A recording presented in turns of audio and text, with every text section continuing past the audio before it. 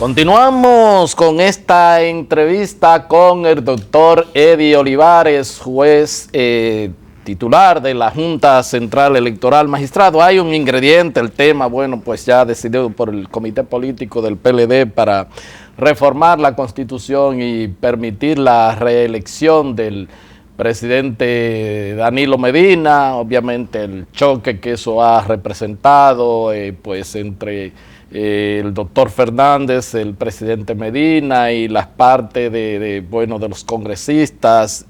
¿Esto puede tener alguna incidencia en el torneo electoral venidero? Bueno, en lo que tiene que ver con el montaje del proceso, no.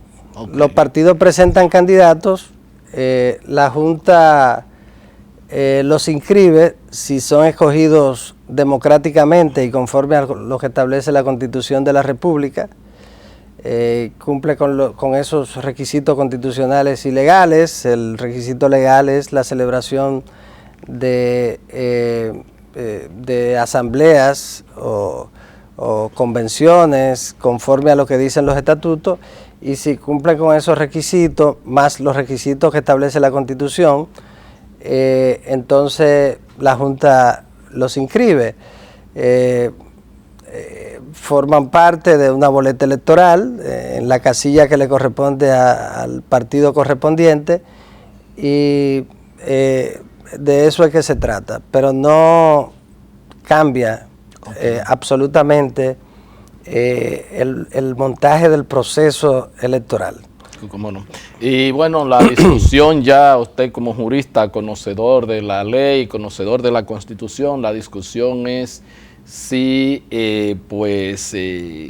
se necesita o no el referéndum revocatorio. Varios constitucionalistas dicen que no, algunas personas, entre ellas el presidente de la Junta en su momento, dijo que se requería. Se habla mucho del artículo 272. ¿Cuál es su opinión en ese sentido? Bueno, yo quisiera en ese caso pasar. Tan buen jugador de dominó que es usted. Sí, pero este es un caso que, como está en este momento en un momento culminante en un debate intenso, entonces yo prefiero no emitir mi opinión sobre ese tema, y esperar a ver que los jugadores en el proceso definan cuál es la situación.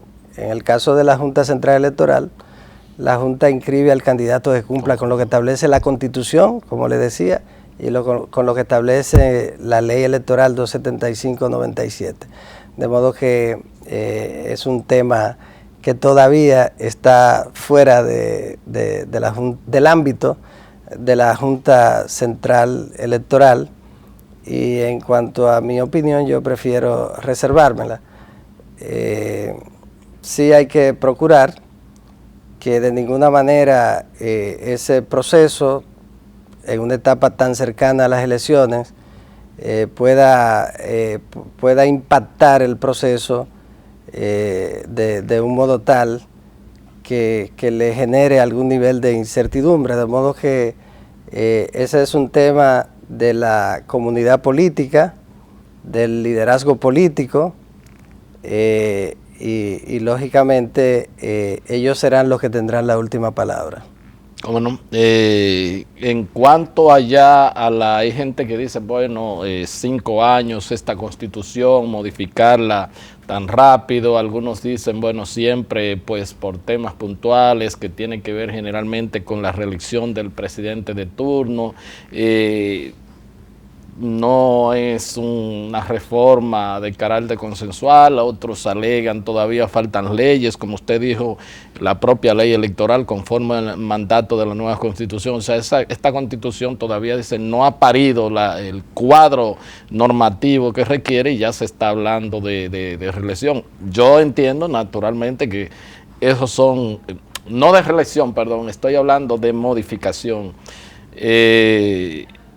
Y aunque usted ha dicho que con respecto específico a esto, bueno, del referéndum o no, me gustaría ver si tiene alguna opinión sobre ese particular en torno a si, bueno, modificar para este solo tema o modificar que no sea producto del consenso. Me gustaría conocer su opinión en ese sentido. Yo pienso que le ha hecho mucho daño al proceso electoral actual el hecho de que no se reformara la ley electoral a raíz de la reforma constitucional del 2010.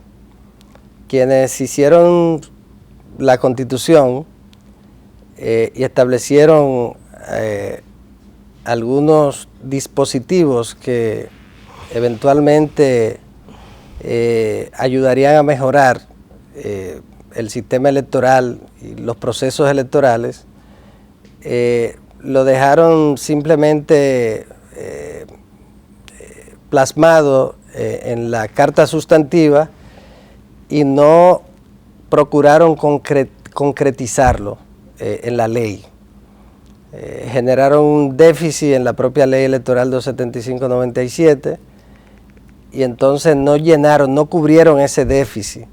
Celebraron su reforma constitucional y la vendieron como uno de los grandes acontecimientos del país en la materia y como una de las constituciones más avanzadas de América Latina, y sin embargo no fueron sinceros al no concretizar esos aportes constitucionales que de nada sirven si no se convierten en realidades, si no se pueden aplicar. Si eso se hubiese hecho, por ejemplo, no hubiésemos tenido precandidatos desde el mismo día 17 de agosto del año 2012. Hay gente que se lanzaron al otro día y entre ellos funcionarios. Así es. Y era importante que, por ejemplo, ese tipo de distorsiones que afectan a la democracia, porque implican necesariamente la utilización de recursos del Estado, que eso se hubiese detenido o debió detenerse. Las campañas extemporáneas a destiempo, algunas desde una función pública o desde funciones públicas. Ese tipo de cosas se pudo haber evitado con la reforma que debió hacerse en el año 2012 y con la propia ley de partidos o un código que debió hacerse. Entonces, ¿cuántos recursos se encuentran en el aire, en vallas, en publicidad que ya se vieron en los medios y que se diluyen con el tiempo y que son el producto de los recursos del pueblo, de los fondos del pueblo? En conclusión, ¿usted cree que ya se ha utilizado recursos del Estado con mira a este proceso que viene? Debería investigarse. Por ejemplo, cada precandidato debería presentarle al órgano electoral los gastos en que ha incurrido y de dónde provienen los fondos. No solo en el PLD, debería ocurrir así en los otros partidos, en el PRM, que tiene una convención ahora, en este momento. Debería también, todo el mundo debería explicar de dónde provienen los fondos para sus precampañas, y los que son funcionarios mucho más, y son todos los fondos, todos, incluyendo cualquier tipo de recurso que pueda ser utilizado en cualquier tema que pueda impactar el proceso electoral. Hay que explicarlo, de dónde vienen. El principal problema en este momento de la democracia dominicana, que es una democracia de partidos, es una democracia representativa de partidos, tiene que ver con la inequidad en los procesos electorales, pero es la inequidad en cualquier tipo de actividad política la que debe desterrarse, y hay que ponerle un freno al uso de los recursos del pueblo en la política. Si nosotros en el 2010 inauguramos una constitución que es modelo para el siglo XXI, como dijeron muchos de sus creadores, entonces esa constitución debe garantizar que los procesos, en base a esa constitución se debe garantizar que a través de la ley, de la concreción de lo que establece la constitución, los procesos electorales sean equitativos, que no se utilicen los recursos del Estado y los recursos provenientes de financiamientos privados ilegales en los procesos electorales, y que todo el país sepa con qué dinero cada candidato hace su campaña, y que se frene al gobierno también en el uso de los recursos públicos en cualquier tipo de actividad, y que salvo las actividades institucionales no se puedan utilizar los recursos públicos. De modo que ese es el tema interesante, la equidad, la competencia en igualdad de condiciones en todos los ámbitos, hasta en los eventos internos de los partidos políticos para cualquier tipo de actividad que tenga que ver con ellos. Yo pienso que no se trata simplemente de hablar de ley de partidos para que sean letra muerta, que al final de cuentas después no se aplican, porque hay una cultura autoritaria y una cultura de utilización de los fondos públicos para todas las actividades políticas. Y yo pienso que de eso se trata para hablar de una verdadera democracia y de la posibilidad de que se escojan democráticamente los candidatos a los cargos de elección popular. Y usted lo veo como muy pesimista en torno a estas reuniones que están haciendo los partidos políticos bajo la pues coordinación de Monseñor Agripino.